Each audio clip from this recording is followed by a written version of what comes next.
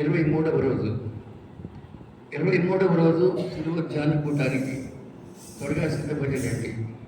ప్రార్థన చేద్దాం. కృపమైన దయమైన రక్షక పరమ తండ్రి, మీకు స్తోత్రాలు. ఈరోజు 23వ రోజు ధ్యానకూటికను మాకు అనుగ్రహించండి. వచ్చిన బిడ్డలను ప్రేమించండి, రానున్న బిడ్డలు త్వరగా తీసుకొని రండి. ఆద్యంతము మీ పరిచర్య మాకు దయచేయండి.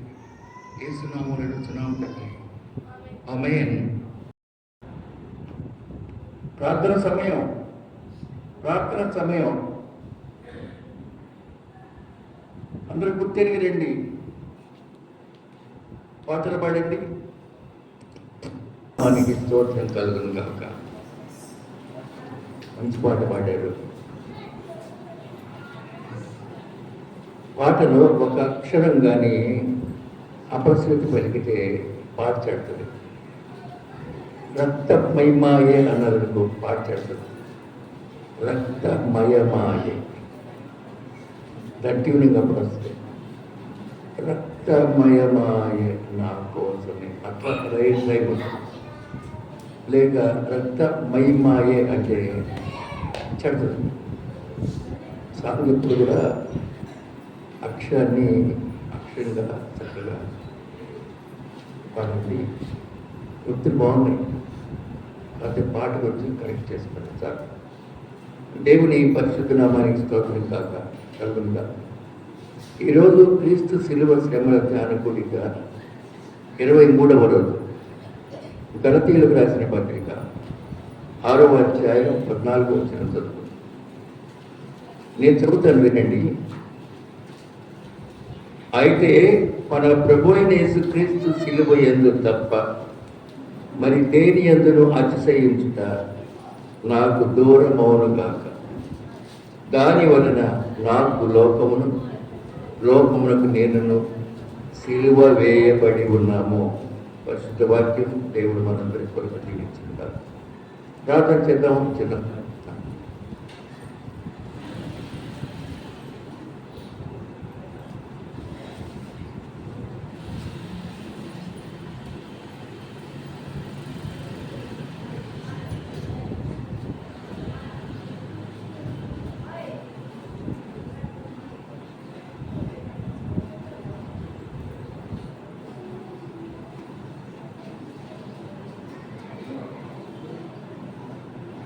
ప్రార్థన చేయమని శ్రవణి.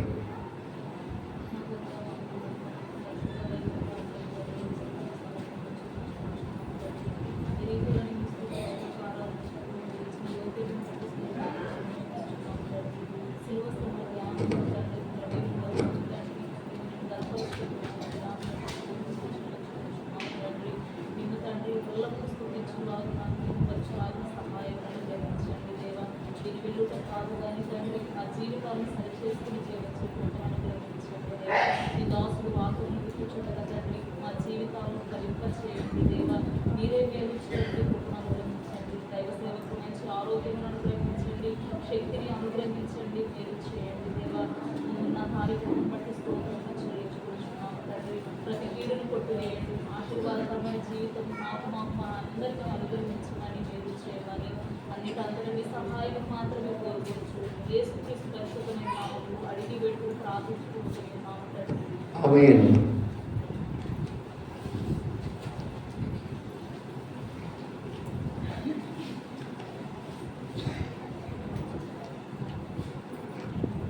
సిలువ అంటే ఎలా ఉంటుంది?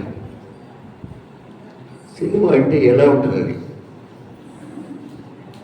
హ్యాపీగా ఉంటుందా, అన్హ్యాపీగా?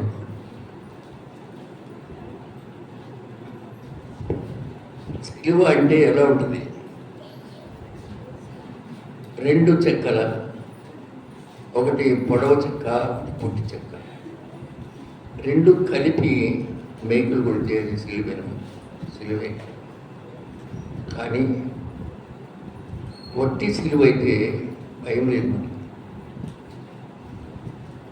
ఒక కొయ్య నిలువున ఒకటి అడ్డం ఒకటి కొట్టి అక్కడ నిలబెడితే భయమే లేదు. కానీ దాని మీద ఒక వ్యక్తిని ఇటు చేతుల్లో మేకులు కొట్టి రెండు పాదాలు ఒకదాని మీద ఒకటి పెట్టి ఆమె కొట్టి పైనేమో ముళ్ళ కిరీటాన్ని పెట్టి సిలువగా అది పట్టుకుంటే ఆ సిలువ చూడగలమా? అప్పుడు ఆ సిలువ అంటే భయం, సిలువ అంటే భయం.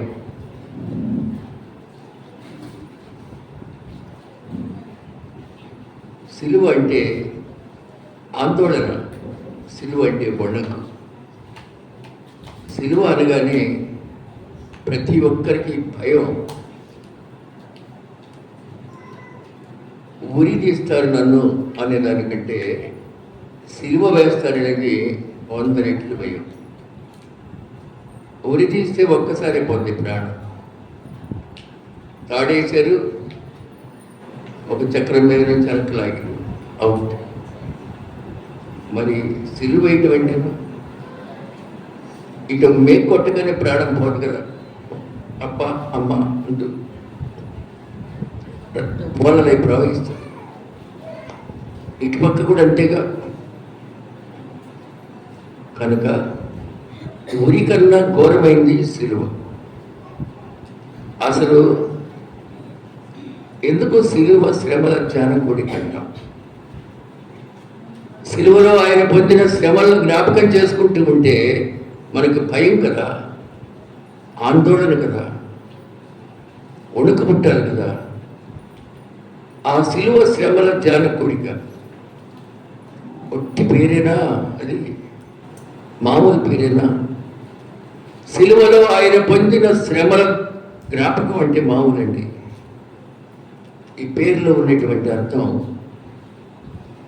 సవివరంగా జ్ఞాపకం చేసుకోండి. సిలువలో ఆయన పొందిన గాయముల వలన కలిగినటువంటి శ్రమలను మనం జ్ఞాపకం చేసుకోండి. అది చిన్న శ్రమ, నిలువెత్తు పర్సనాలిటీ, ఆజానుబాహుడైనటువంటి యేసు ప్రభువారు పెద్ద పెద్ద మేకులు కొట్టబడి సిలువకు రిమిట్ చేయబడ్డాడు. సిలువలో వేలాడుతూ ఉన్నాడు. అలా జ్ఞాపకం చేసుకోండి. ఎంత భయం పుట్టిందో, ఎంత ఏడుపు వస్తుందో, ఎంత ఆవేదన కలుగుతుంది. అది సిలువ అంటే. ఒట్టి కొయ్య అటొక చెక్క ఇటొక చెక్క పెట్టేదాన్ని అంటే భయం లేదు. దాని మీద ఒక వ్యక్తిని పెట్టారు అంటే భయం. ఇదిగో నేను సిలువలాగా చావాలని ఎవరు అనుకోను. సిలువలో యేసు మరణించినట్లు నేను మరణించాలి సిలువలో ఏ ఒక్కరు కోరుకోరు. ఘోరమైన మరణమని. అయితే సిలువ యొక్క శక్తిని జ్ఞాపకం చేసుకోండి. The power in the cross. సిలువ యొక్క శక్తి. అలాగే సిలువ ద్వారా ఆశీర్వాదం. Blessings through the cross. Blessings through the cross. Power of cross and blessings through the cross. Power, సిలువ యొక్క శక్తి ఏంటి? సిలువ ద్వారా కలిగినటువంటి ఆశీర్వాదాలు ఏంటి? అవి జ్ఞాపకం చేసుకోవాలి మనం. వాటి పేరే సిలువ శ్రమల చారకుడి. అసలు సిలువ శక్తి అంటే ఏంటి? సిలువకు ఒక శక్తి ఉంది.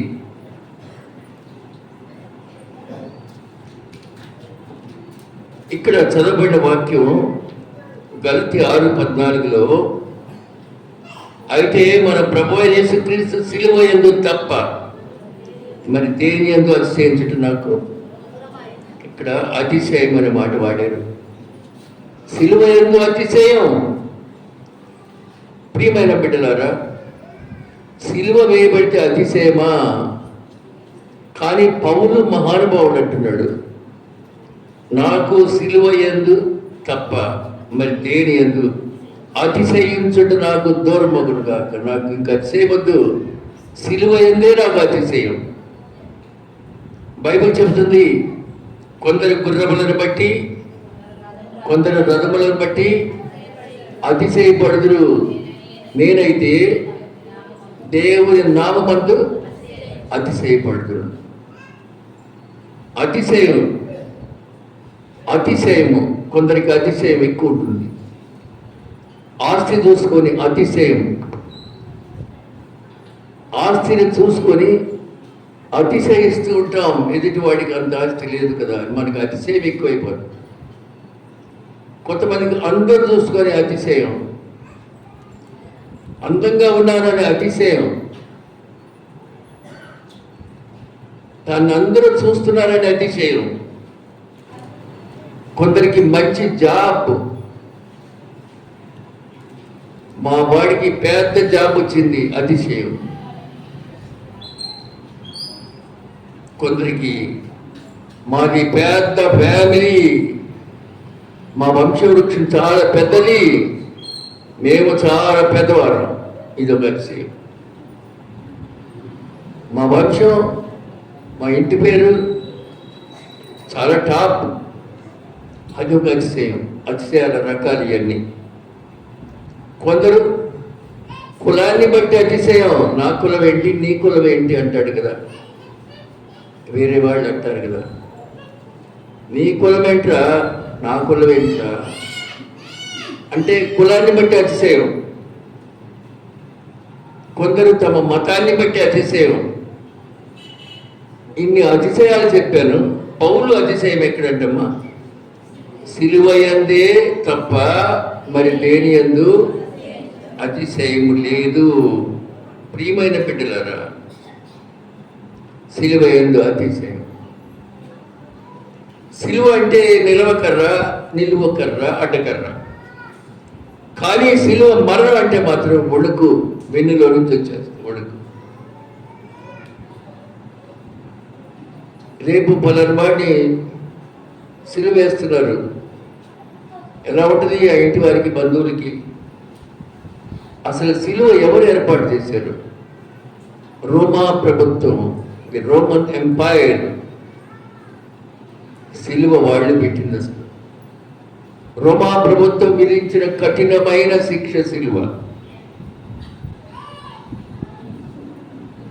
కానీ పౌలు సిలువ యందు తప్ప దేని యందు నాకు సిలువేస్తే ఏని అదండి. ఇంకా పౌలు ఆశ ఏంటో చెప్తారా? నేను త్వరగా వెళ్ళిపోయి క్రీస్తు కూడా ఉండవలనని ఆశ నాకున్నది. ఫిలిప్పి, కమాండ్రి ఫిలిప్పి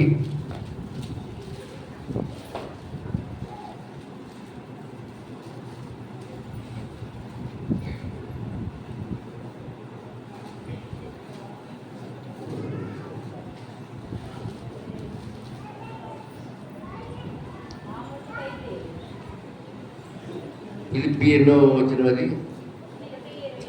1:21 చదవమ్మా. నా మట్టుకైతే బ్రతుకుటకు ఇస్తే, చావైతే నాకు లాభం. చాలమ్మా. 21 నేను వెడలిపోయి క్రీస్తు కూడా ఉండవల్లని ఆశ నాకున్నది.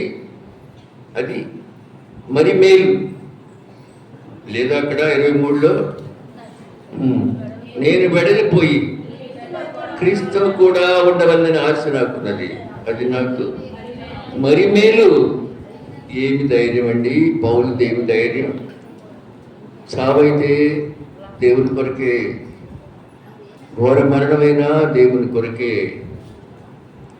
ప్రియమైన బిడ్డలారా, నేను త్వరగా వెడలిపోయి క్రీస్తు కూడా ఉండాలి. ఇది పౌలు మహాశయుని యొక్క ఆకాంక్ష. అదండి సిలువ అంటే. ఆ కష్టాలు పడతమే నాకు మరి మేలు, నేను త్వరగా వెళ్ళిపోతాను, పరలోకానికి వెళ్ళిపోతాను అని. ఇంకా గలతీయులకు రాసిన పత్రిక 6:17లో చూస్తే ఇంకా గంభీరంగా అంటున్నారండి. 172 పేజీ. నేను యేసు యొక్క ముద్రలు, 172 పేజీ, గలతీ 6:17. నేను యేసు యొక్క ముద్రలు నా శరీరం ముందు ధరించి ఉన్నాను. ఇక మీదట ఎవడు నన్ను శ్రమ పెట్టవద్దు. చాలు. క్రీస్తు యొక్క ముద్రలు, ముద్ర సీల్, ఇంగ్లీష్లో సీల్, ముద్ర. పౌలు యొక్క ముద్ర ఏంటమ్మా? యేసు యొక్క ముద్ర కావాలంట. సీల్, తెలుగులో ముద్ర. సీల్ లేకుండా ఏ సర్టిఫికేట్కి కూడా విలువ లేదు. అవునా? 10వ క్లాస్ పాస్ అవుతారు, లోపల సీల్ ఉంటుందా లేదా? గవర్నమెంట్ ఆఫ్ ఆంధ్రప్రదేశ్ పేపర్ ఇంటి పట్టుకొని చూస్తే తెలుస్తుంది, అందులో కనపడుతుంది కదా. అలాగే క్యాస్ట్ సర్టిఫికేట్ ఎంఆర్ఓ గారు ఇస్తారు, సీల్ ఉంటుందా లేదా? సీల్ లేకుండా సర్టిఫికేట్కి వాల్యూ లేదు, ముద్ర లేకుండా లేదండి. పౌలు అంటున్నాడు, యేసు యొక్క ముద్ర నా శరీరంలో ఉన్నది. యేసు యొక్క ముద్ర, యేసు యొక్క ముద్రలు నా శరీరం మీద ధరించి ఉన్నాను. గలతీ 6:17 చూడండి. The seal of the cross, the seal of my lord, the seal of Jesus Christ. యేసు యొక్క ముద్రలండి. చూసారండి, నా శరీరం అందు ధరించి ఉన్నాను. ఎంత గొప్ప విశ్వాసం అండి ఇది. శిలువ వేయబడిన క్రీస్తు యొక్క ముద్ర అంట, ఆయన శరీరం అందు ముద్రించబడి ఉన్నదట. ఎవడును నన్ను శ్రమ పెట్టవద్దు. మనందరికి కూడా ఒక ముద్ర ఉంటుందండి. కొంతమందికి విశ్వాసి అనే ముద్ర, కొంతమందికి దొంగ విశ్వాసి అనే ముద్ర, కొంతమందికి ఏమో భక్తురాలనే ముద్ర. ఇలా ఒక్కొక్కరికి ఒక ముద్ర ఉంటుందండి. మనల్ని గుర్తుపట్టాలంటే ఒక ముద్ర,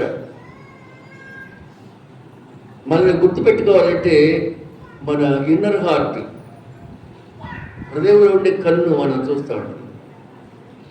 ఎవరైనా జ్ఞాపకం పెట్టుకోవాలంటే వాళ్ళు నడిచి వస్తున్నట్టు, లేదా వాళ్ళ ఫేస్, లేదా వాళ్ళు ఈజీ చైర్లో ఉంటాయి. మన హార్ట్లో ఒక ఐ ఉంటుంది అన్నమాట, ఇన్విజిబుల్ లేక అన్విజిబుల్ లేకపోతే ఇన్విజిబుల్ ఐ. మా నాన్న కలుసుకోగానే నాకు అలా గుర్తొస్తాడు, అమ్మని తెలుసుకో అలా గుర్తొస్తాడు, నా కుమారుని తెలుసుకోగానే అలా గుర్తొస్తాడు. ముద్ర వేయబడి ఉంది వారి యొక్క ఆకారం మన శరీరం. ఈ రోజుల్లో కొందరు యువకులను గుర్తుపెట్టుకు ముద్ర, ఏ ముద్ర ఉంటుందో తెలిసిన, ఈ పని మీద ఉంటాడు పోతా వాడు తెలుసుకుంటే ఈ ముద్ర గుర్తుంది. కొందరు ఈ ముద్రతో ఉంటాడు, వాడిని తలుసుకుంటేనే ఎట్టింటుంటాడు నిరంతరం 24 hours. అది గుర్తు వస్తుందండి.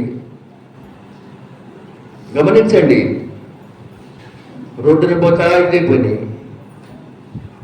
పక్కోడితో మాట్లాడితే ఇదే పని. కాబట్టి మన ముద్ర మనం వేసుకుంటున్నాం. ఆ ముద్ర ఆడ కొత్త సెల్ ఫోన్ పట్టుకు తిరిగేవాడా ఆడ గుర్తు. దట్ ఈజ్ వన్ సీల్, ఒక ముద్ర. నిన్ను తలుసుకుంటే ఏ ముద్ర గుర్తొస్తా ఉంది?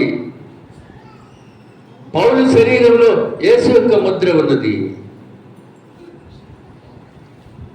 ఒకరోజు కొందరు స్నేహితులు కలుసుకున్నారు, పెళ్ళిళ్ళు అయిపోయినాయి, ఒక్కొక్కడికి 2-3 పిల్లలు పుట్టారు. గెట్ టుగెదర్ పెడతారు కదా హై స్కూల్లో, అందరూ ఆఫీసర్స్ ఉంటారు. అందరూ ఆఫీసర్స్ ఒక 20 ఏళ్ళ నాడు కలుసుకున్న వాళ్ళు అందరూ ఆఫీసర్లు అయిపోయారు. కొంతమంది 2nd క్లాస్ ఆఫీసర్లు, కొంతమంది 1st క్లాస్ ఆఫీసర్లు, కొంతమంది 3rd క్లాస్ ఆఫీసర్స్. ఆ బ్యాచ్లో ఉన్న వారందరూ సమావేశమయ్యారు.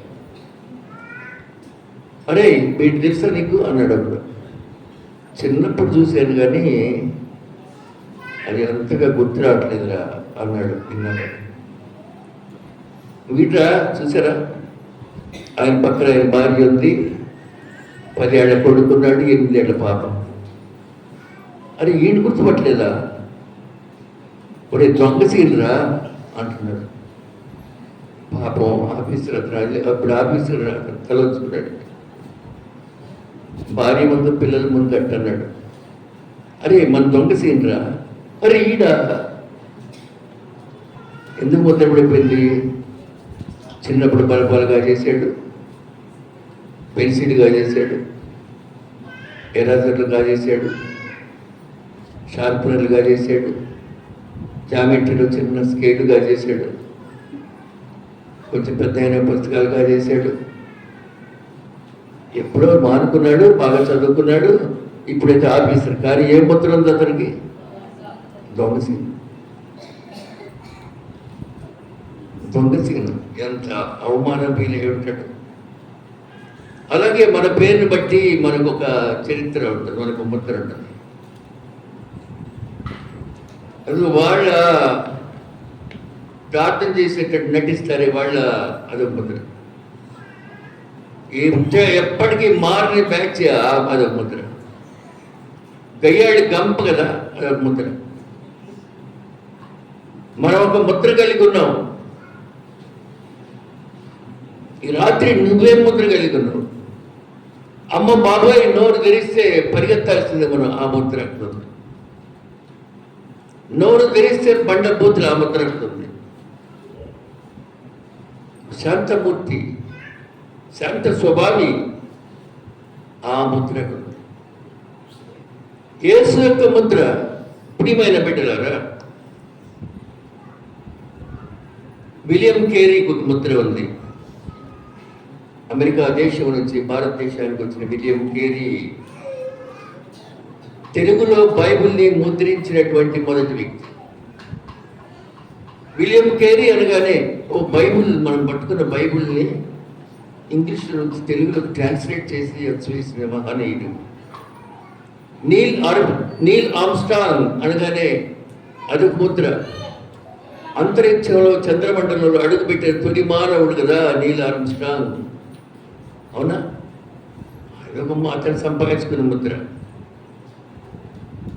థామస్ ఆల్వా ఎడిషన్, ఇదిగో బల్బు, ఇదిగో వెలుగుతున్నటువంటి కాంతి, థామస్ ఆల్వా ఎడిషన్.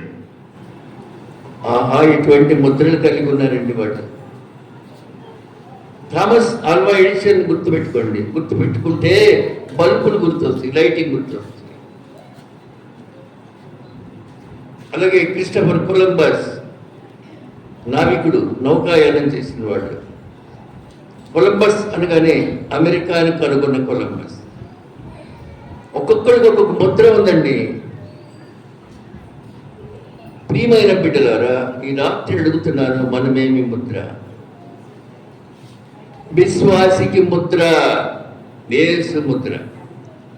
యేసు ముద్ర సిలువ Mudra, the stamp of the cross. మీరు రక్షించబడినారు, మీరు రక్షించబడినారు. యేసు యొక్క ముద్ర.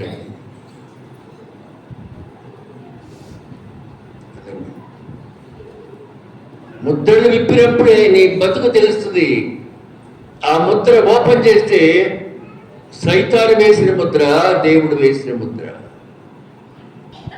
సిలువ ముద్ర అయినా, సిలువ ముద్ర అంటే విమోచన, సిలువ ముద్ర అంటే ప్రత్యక్షత, సిలువ ముద్ర అంటే నిరీక్షణ, సిలువ ముద్ర అంటే ప్రేమ, సిలువ ముద్ర అంటే త్యాగం. ఇవన్నీ యేసు యొక్క ముద్రలు. అవి యేసు యొక్క ముద్రలు నా శరీరంలో ఉన్నాయి. ప్రియమైన దేవుని బిడ్డలారా, ఇట్టి సిలువను గురించిన వార్త నీకెలా ఉంది?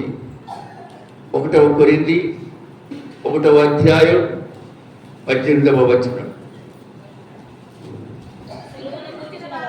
సిలువను గురించిన వార్త అమ్మా, నశించుతున్న వారికి వెర్రితరము, కానీ రక్షించబడుతున్న మనకు వాట్ ఏ వండర్. రక్షించిన మనకేమో అదేంటి, దేవుని the power of the God. నశించే వారికి ఏంటమ్మా, వెర్రితనము. సిలువను కూర్చిన వార్త నశించు వారికి వెర్రితనం. రక్షించిన మనకు దేవుని శక్తి. ప్రియమైన బిడ్డలారా, జ్ఞానము కలిగిన స్త్రీ ఇల్లు కట్టును అనుంది సామెతల గ్రంథంలో కదా. ఇప్పుడు చూడద్దు, ఇల్లు కట్టే జ్ఞానం కాదు కావాల్సింది, సిలువను గూర్చిన జ్ఞానం కావాలి. సిలువను గూర్చిన జ్ఞానం. ఒకవేళ నీకు అది వెరితనంగా ఉంటే ఆల్రెడీ నశించిపోయినట్టు. అది దేవుని శక్తి అయితే నువ్వు రక్షించబడినట్లు. కాబట్టి సిలువను గురించిన జ్ఞానం మనకు కావాలి. ప్రియమైన బిడ్డలారా, చనిపోవడానికి యేసుప్రభుని మామూలుగా చంపేశారా? మామూలుగా చంపారండి. ఇటు ఒక పెద్ద మేకు, ఈ చేతిలో పెద్ద మేకు, 2 కాళ్ళు అదిం పెట్టి అక్కడ ఒక మేకు. అది మామూలు మరణం అండి, చిత్రవదండి. మేకు వచ్చిన అంటే పొడవటమే కదా శరీరాన్ని ఎట్లా. అదండి సిలువ జ్ఞాపకం వస్తే అవి గుర్తు రావాలి. మేకు కింద అంటే మేకు కాళ్ళకి బలంగా కుట్టారు. మేకులతో కూడినటువంటి కాళ్ళు, మేకులతో కూడిన చెయ్యి, మేకులతో కూడిన మరో చెయ్యి, పైనేమో అగిమి పెట్టబడిన ముళ్ళ కిరీటం. అది సిలువ. సిలువ శ్రమల ధ్యానకూటం. ఇంత లోతుగా ఆలోచన చేయాలి మనం.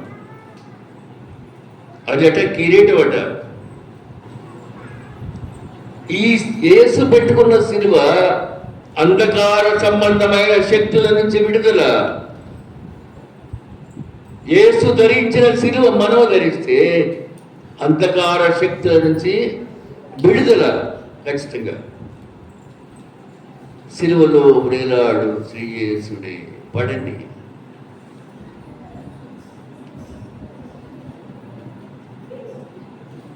సిలువపై వేలాడు శ్రీ యేసుడు, నరులకై విలపించు నజరేయుడు. దేవుడు చిందించిన రుధిరధారలే ఈ జగతిని విమోచించు జీవధారలు. సిలువపై వేలాడు శ్రీ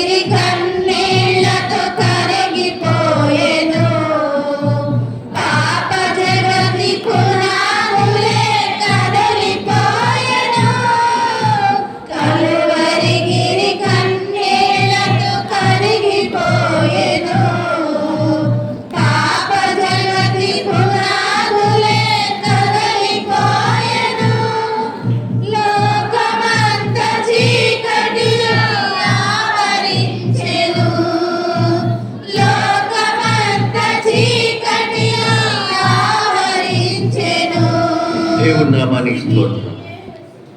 కలువరిగిరి కన్నీటితో కరిగిపోయాను. ఎంతమంది కన్నీరు కార్చారు కదా.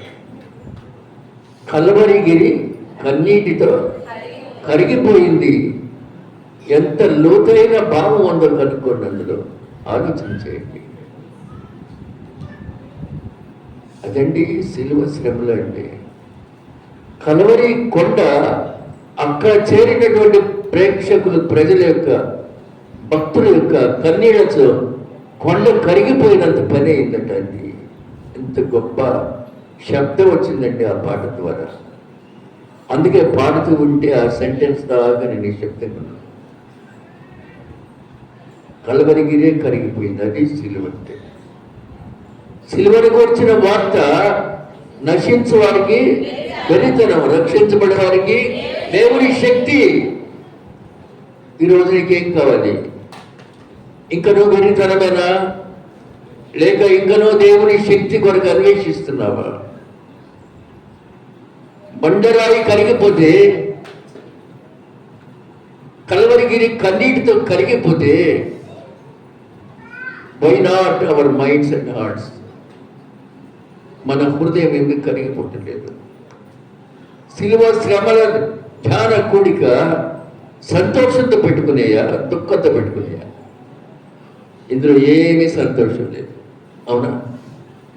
ఇది కేవలము దుఃఖంతో పెట్టుకునేయే.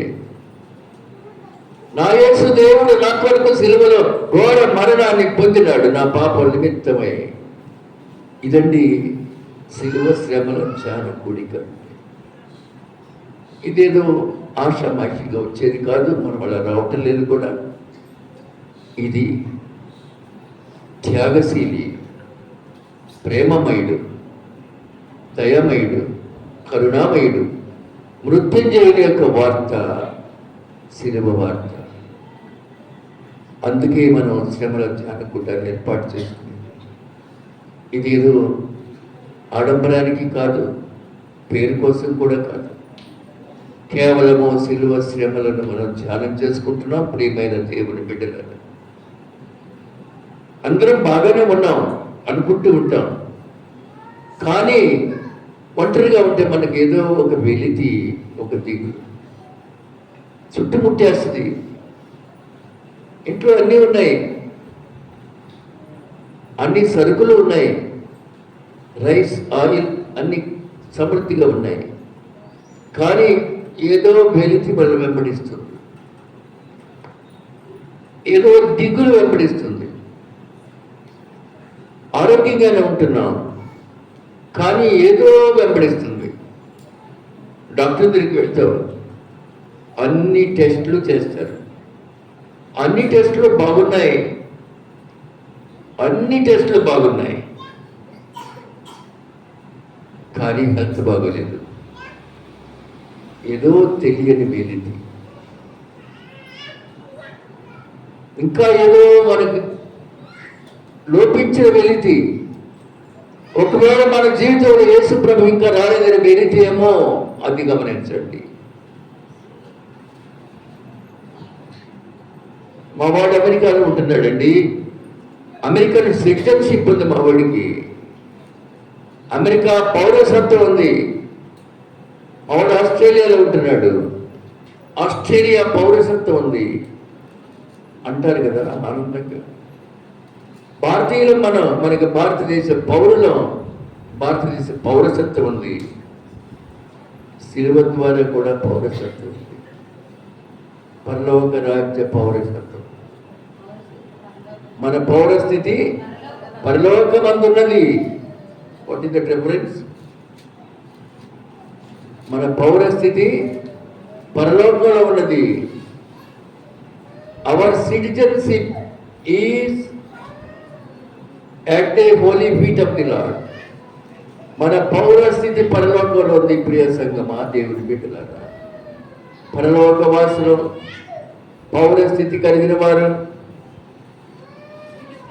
ఫిలిప్పీయులకు రాసిన పత్రిక 3వ అధ్యాయం 20వ వచనం చదవండి. ఫిలిప్పీ 3:20. మన పౌరస్థితి పరలోకమందున్నది. అక్కడ నుండి ప్రభు అయిన యేసుక్రీస్తును రక్షకుని నిమిత్తము కనిపెట్టుకొని ఉన్నాము. ఎంత గొప్ప మాట అంటే అది. మా వాడికి అమెరికా పౌరసత్వం ఉంది, మా వాడికి ఆస్ట్రేలియా పౌరసత్వం ఉంది, సిటిజన్షిప్ ఉంది. కానీ పరిశుద్ధాత్మ దేవుడే ఉంటున్నాడండి. మన పౌరసత్వం ఎక్కడుంది? పరలోకంలో ఉంది. The citizens of the paradise. We are the citizens of the paradise. పరలోక రాజ్య పౌరులు.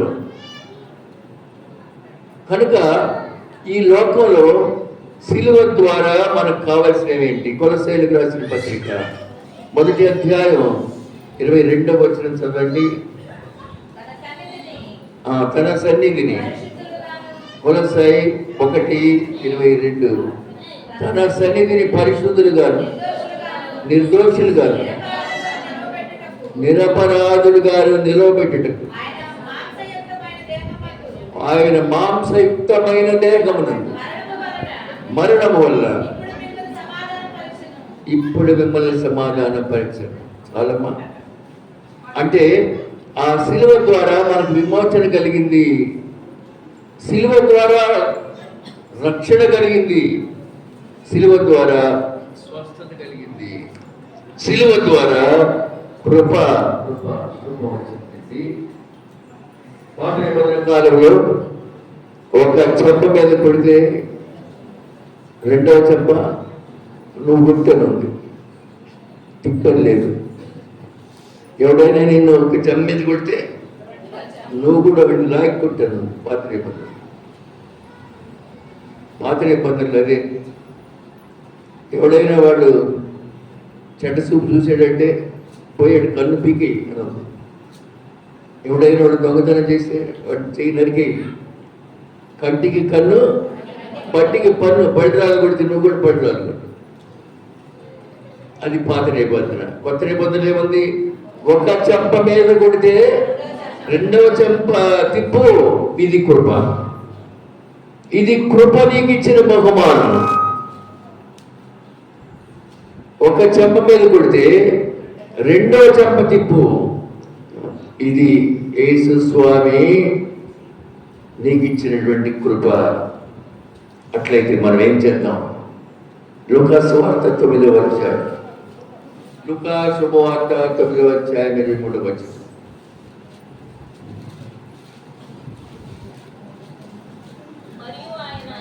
మరియు ఆయన అందరితో ఇట్లనే, ఎవడైనను నన్ను వెంబడింపకోరిన ఎడల తను తాను ఉపేక్షించుకొని ప్రతిదినము నా సిలువనెత్తుకొని నన్ను వెంబడించవలెను.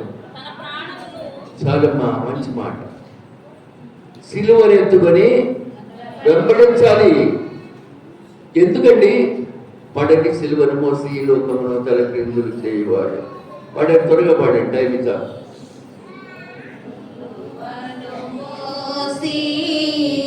లోకమును తలక్రిందులు చేయు తరుణమిది, సిలువను మోసి లోకమును తలక్రిందులు చేయు తరుణమిది. లెమ్మ సోదరుడా, నిద్ర నుండి ప్రకటించము దేవుని నామమును. లెమ్మ సోదరుడా, నిద్ర నుండి ప్రకటించము యేసుని నామమును. సోమరియేలా నిద్రించెదవు, కునికెడు సమయము కాదిది ప్రియుడా. సోమరియేలా నిద్రించెదవు, కునికెడు సమయము కాదిది ప్రియుడా. సిలువను ఎత్తుకొని అనుదినమా? అప్పుడప్పుడు సిలువను ఎప్పుడెప్పుడు ఎత్తుకోమనందమ్మా? అనుదినము సిలువ ఎత్తుకోండి. ప్రియమైన దేవుని బిడ్డలారా, పేపర్లో చూస్తాం గుడ్ ఫ్రైడే రోజు తర్వాత రోజున రోడ్ల మీద సిలువ మోసుకుంటూ వస్తుంటారు. కొంతమంది వెనక డ్రెస్ వేసుకొని ఉంటారు, రావడం వారు సోల్జర్స్ డ్రెస్ వేసుకొని కొరడాలు పట్టుకొని ఉంటారు. ఒక ఆయన సిలువ భుజాన్ని వేసుకొని ఉంటాడు. అది ఒక ఊరేగింపు, ఉత్సవ ఊరేగింపు. పేపర్లో చూస్తుంటామండి. ఎవరి మటుకేమో కానీ నాకు మాత్రం ఎందుకు ఇది? దేనికి ఆర్టిఫిషియల్ కదా, అంత అకృత్రిమం కదా. అది ముస్టారిటో అనే కలపతో చేయబడిన సిలువ కాదు కదా, అది పోయలేదు. ఏసై సిలువ టేక్వుడ్ కాదు, ముస్టారిటో అనే వుడ్ బరువైంది అది. అలాగే రాణు వారు ఒరిజినల్ రోమన్ ఎంపైర్లో ఉన్న వాడు సిలువ మోసేవాడు సాక్షాత్తు మన ప్రభు. ఇదంతా మనం ఏం చూస్తున్నాం? ఆర్టిఫిషియల్గా చూస్తున్నాం.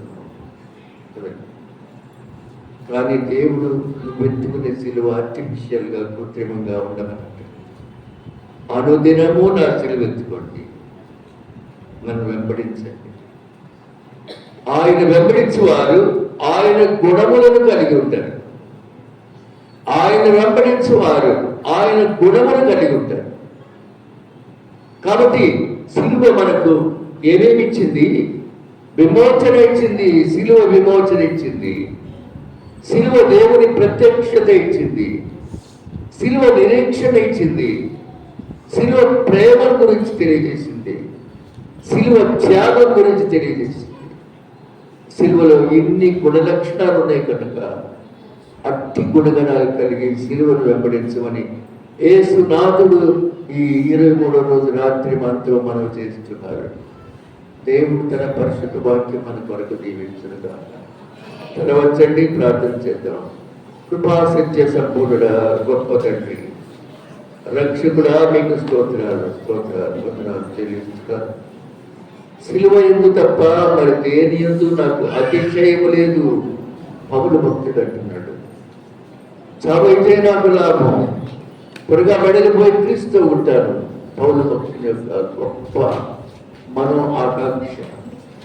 సిలువ ద్వారా విమోచన, సిలువ ద్వారా రక్షణ, సిలువ దగ్గర ప్రేమ, సిలువలో త్యాగం బిడ్డలని మేము నేర్చుకోవడానికి ఈ సిలువ శ్రమల ధ్యాన కూడికలు బిడ్డలందరినీ ఆశీర్వదించబోకండి. యేసు స్వామి పరిశుద్ధ పాదముల చెంత అడిగి వేడుకుంటున్నాము తండ్రి. ఆమె మన పరమ తండ్రియు మన రక్షకుడైన క్రీస్తు యేసు యొక్క కృపా దయ కరుణ ఆయన వెంబడిస్తున్న మనకు ఇప్పుడు ఎల్లప్పుడూ సదాకాలం తోడయుడుగాక. ఆమేన్. కంఠ వాక్యం గలతీయులకు రాసిన పత్రిక 6వ అధ్యాయం, గలతీ 6:14.